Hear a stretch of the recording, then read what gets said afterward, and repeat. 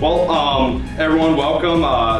We have here Brian Stryker, who's the head coach for the men's and women's swimming and diving teams here at Alfred University. Brian, thank you so much for taking the time to answer these couple of questions and helping make the video for the Empire 8 Get to Know Staff Member of the Month.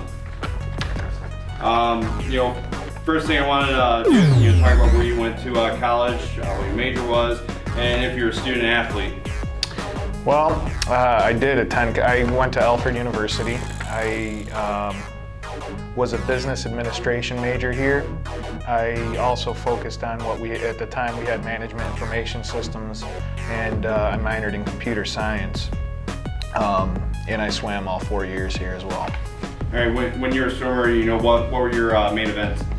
I swam in college mostly pretty much exclusively freestyle, and I would consider 20 years ago I would say I was a sprinter.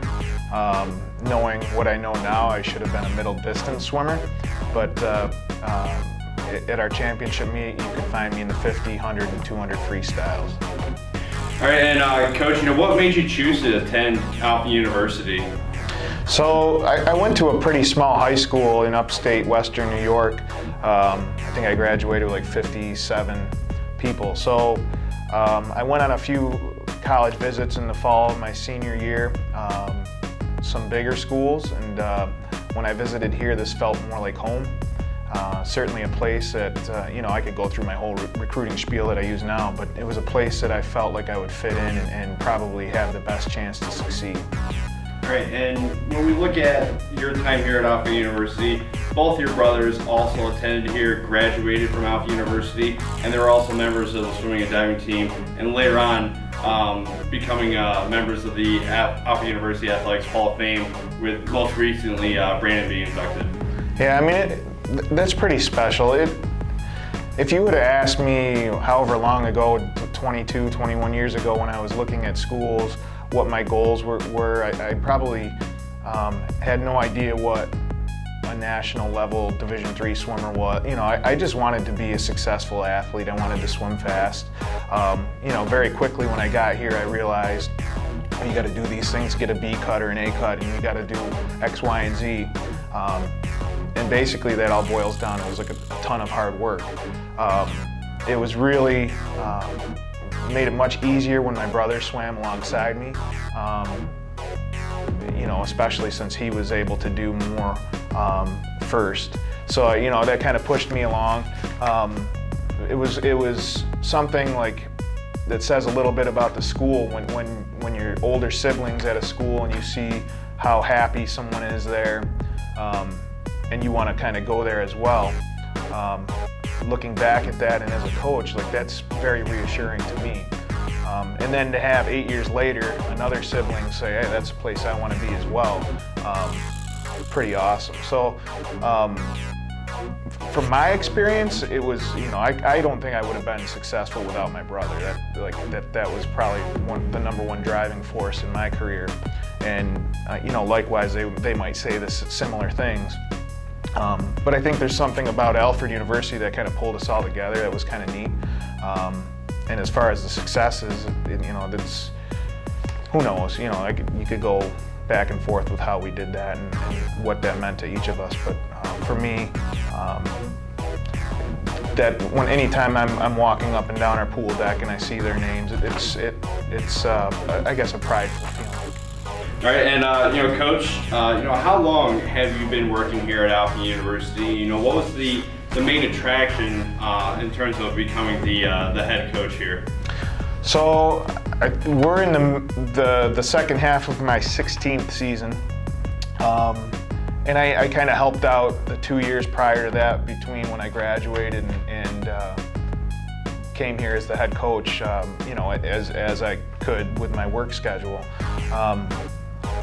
As I graduated from Alfred and found work in my career, I had a couple different jobs over the span of 2 years, and that whole time I was coaching with a club team locally in Rochester, and I found over time that's more of what I wanted to do. I wanted to coach. I wasn't happy going to work and being in a cubicle. I mean, it was a successful career. I could see myself doing those things, but I really felt at home on the pool deck. So I gradually started looking for jobs, careers that might open up, and I found some part-time things that I could balance, a professional life outside of swimming, and then a swimming career. But when this opened up in the summer of 2002, I was very excited for the opportunity. It was, I mean, that's a life-changing decision to go from one career to a totally different one. So there was some, a little bit of thought put into, like, should I make that move? But the move to go to Alfred University was quite simple for me. To me, this is my home. Like, this is what I've known for 22 years now. But it's also a place that I knew that I could operate in comfortably. As far as from a coaching standpoint, I knew how the academics work. I knew how everything flows as far as the coach to student relationship, the professor to student relationships, and things like that. And really, I don't know that any other school would provide me that type of environment. All right, great. When you hear Alfred University, what are some of the first words that come to mind? For me, I think the number one word is like, and this goes back to like what I talked about with my brothers having swam with me here, but I have a lot of pride and that's a word I use carefully, because sometimes pride can blind you to things that are happening around you. But I'm very proud of a lot of things that I've been able to do here, that I've been a part of. And anytime we do something successful here, I'm very proud of that. Whether it's on the pool deck in athletics or in the school as a whole. And that's boiling it, making it as simple as I can. When we look at your career, whether it could be based off the academics, the athletics, or anything else, who's been the most influential person for you, and why? This is a crazy question. Like, I looked at that, and I don't know how I can answer this. Overwhelming, like all-encompassing for my life. My parents are easily like the role models that I've had that have best shaped what I do. But I could go back and, like, I've had so many great swimming coaches going back to when I learned to swim. There's people that are still around working that that have shaped who I am as a coach. I can think of like Tim Hayes, Jack Majera, Todd Yunker. I swam for Steve Lockey for a year. The two coaches that I work closely at the club in Fairport, Marcy Callan and Mike Kennedy, have shaped who I am as a coach. I take bits and pieces from all those people. My father, a lot of old school mentality from his swimming career and how he raised me, and then my mom was a good balance with how the family life that we had. I think all those things come together, and I take different positives and I think about the negatives, and I kind of shape who I want to be. And hopefully that's something that, as I coach different athletes over the years, that they found to be good for them.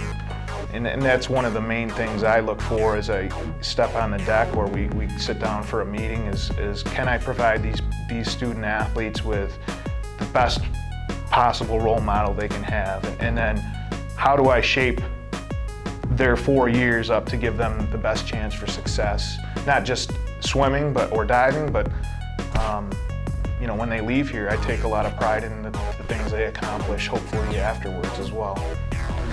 Talk about outside of coaching. What do you like to do in your spare time? So as far as getting to know who Brian Stryker is, I think I would probably disappoint a lot of people. I mean, I'm one of the kind of people you would say I try to be, I dabble, I guess, in a lot of different things, and I have a very short attention span. But over the course of the 40 years of my life, I've kind of become really good at some things. The swim season is long. Technically, it's not longer. You have your certain amount of weeks that you work with, but we span those breaks, Thanksgiving and the holiday break in December, and whatever else we work out through our schedule. But when I have free time, you could find me reading. I like to do a lot of, I wish I had more time to do woodworking. Like I said, my attention span's short, so I kind of have become, decent at a lot of different things. I do a lot of remodeling in our house. I screw around in this pool here trying to take care of this, so there's, I spend a ton of time with my kids if I can. I mean, that's very important to me. So there's no such thing as a break in my life. When I'm not here, I'm busy doing something else. All right, and when we look at bucket list, what are the top 3 things that you want? This is when I looked at this, and my wife would be like, "Yeah, that's typical Brian." But like I'm looking at like today and this year, and I don't really look past like what do I want to do when I leave this place. But I think probably most important right now, my number 1 priority is, and this may sound cheesy or something, but I want to make sure that I get my kids into adulthood as good people, and that's something that that drives everything I do, whether it's what they see me do on a college swimming pool deck or what we're talking about at home. I think the number 1 priority, number 2 or a priority that coincides with that is trying to just balance that family life with my work and professional life, which is difficult in coaching. So those are 2 things that's pretty much, like, if I can be successful in those 2 things, I'd be pretty darn happy. All right, and now we're at the final question before we get to the rapid fire questions. What is something that most people don't know about you? Most people don't know a lot about me, and you're probably like, yeah, I don't know. Yeah, I'm probably one of the quietest, most laid-back people you'll meet. Unless I'm in the last relay of a swim meet and it's come down to 1 point or something. But most other times I'm pretty laid back. If I'm telling people out in the world about me, I'm trying to learn guitar right now. I consider myself pretty talented when it comes to building things. I've always had the mindset like, if somebody else can do that, I can do that as well. So if something's broken, I try to fix it. I have multiple sclerosis, so that's something that a lot of people don't know. It's something I deal with on a daily basis. That's me. All right, and thank you for asking for responding to those questions, Coach. We're gonna get into the rapid fire questions where it's just one question right after another. You don't have to go into a lot of detail, but it's just this is probably, it's a fan favorite. It's not really a favorite of people responding to it. No, this is the worst thing you could give me. All right, Coach. Well, let's begin. First things first. Favorite food? Pizza. That's easy. Favorite band / musician? I like classic rock, and I like when my kids are singing any pop song. Favorite TV show? I am at the point where I'm anything on Netflix I can binge watch. That's what I'm into. Favorite movie? I love 80s movies. I like Chevy Chase. And probably anytime I flip through a channel and I see the Shawshank Redemption on, I'll stay watching that. Favorite book? I like Lee Child, the Jack Reacher books. Favorite place to visit? I'm boring when it comes to that, but as far as nostalgia goes, I like to go to Cape Cod. I like to go to Florida where our team trains. And then recently our family's been going to Myrtle Beach. What's one thing that you cannot live without? Probably a book or some sort of television viewing device. And final one, what's your biggest pet peeve? I think there's 2 probably that bug me on a daily basis. It's lame excuses and people that are disrespectful. All right, Coach, thank you so much for taking the time out of your busy schedule. Obviously, we're doing this in the middle of your season, and I know you got to meet actually today. So thank you again. And ladies and gentlemen, there you have it. The head coach of the Alfred University men's, women's swimming and diving team, Ryan Stryker. Thank you so much. Thank you.